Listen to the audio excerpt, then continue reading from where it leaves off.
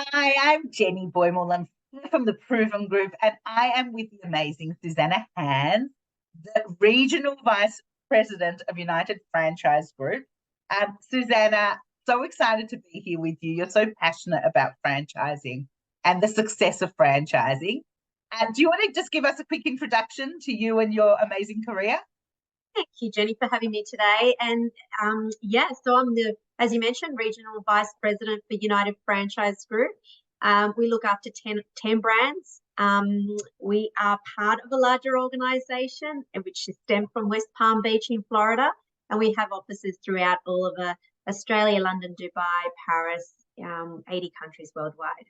Yeah, so I'm very passionate about this. I've been doing this now for just over 10 years, in various different roles within the franchising industry, from franchise recruiter to managing franchisees, training franchisees, looking after all of their skill sets and making sure they've got good skill sets to make money in business, and all to even getting people that I want to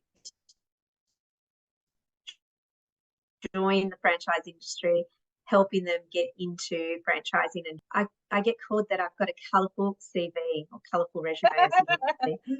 Colourful in a good way. Absolutely. Susanna, let's talk about some of the well-known brands under United Franchise Group, because there are some pretty iconic brands that we all know. Absolutely. So the biggest one that people would know is Sinorama, with 103 stores across Australia. And then we've got Fully Promoted with 54 franchises across Australia. Awesome. But let me ask you, we know that the world's moving at a really fast pace right now.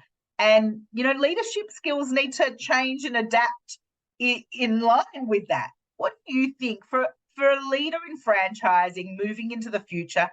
What are the sorts of skills and characteristics they need to have? First and foremost, most important is lead by example. I can't stress enough that if you're going to tell someone to do something, you've got to be trying to do it. You've got to be seen to be doing it first and foremost, and then you can influence people to jump on your journey or your paddy wagon and do it the way you're showing them to do. So the other one I would say is being humble. I mean, it doesn't matter if you're a CEO, you can still, like Ray Titus did last year at the Sydney show. He had his suit on and he was there pulling up banners and helping us set up the stand.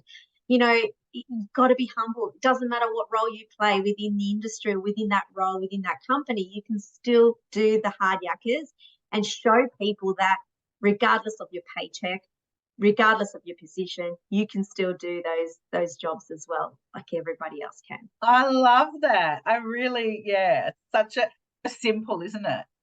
Simple, really, very honest, genuine, humble. I can't stress how far you can go by just having those three things. Love it. Who's inspired you? I mean, you've worked with some amazing people in your career. Who are your inspirations? Oh my goodness. If I go back to when I started my career, I was in law. Can you believe it? I would have been a lawyer at some stage. And then I'm like, this is too boring for me because of my bubbly character. I just can't sit behind a computer. So I sort of joined various institutes that taught me how to sell. And believe it or not, the one that stands out from the crowd is the entourage: Jack DeLossa, Peter Lakovich, Andrew Morello, to name a few. Name a few people that I've aligned myself along the way a long time ago, but inspired me to be a better person in terms of how to sell.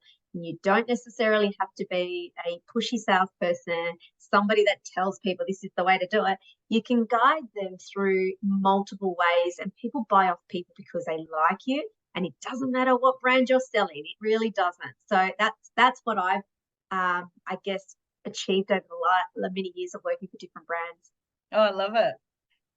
Now, let's talk about franchisees. I mean, the relationship between franchisor and franchisee is pretty cool.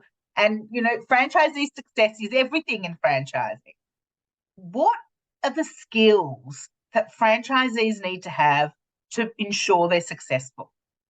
First and foremost, if they don't want to do the hard yakkers and they don't want to work hard, then franchising or any business isn't going to be right for them. So being positive, having a great positive mindset is huge, and I super encourage that.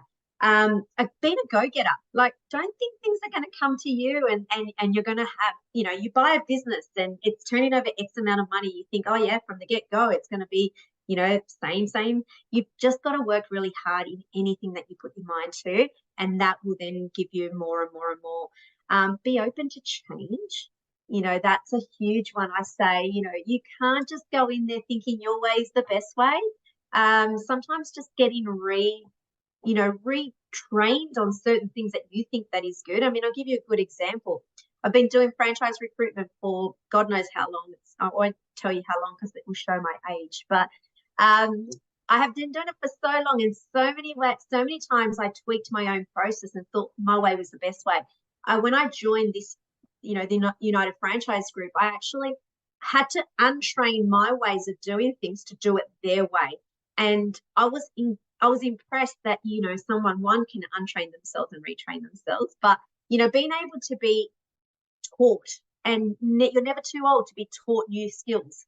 So I always say, regardless of how old you are, regardless of how perfect you think you do certain things, be open-minded to have other people show you their ways. And then it's not like you become a robot. It's just take golden nuggets out of everyone that's teaching you something and then just implement it into your process.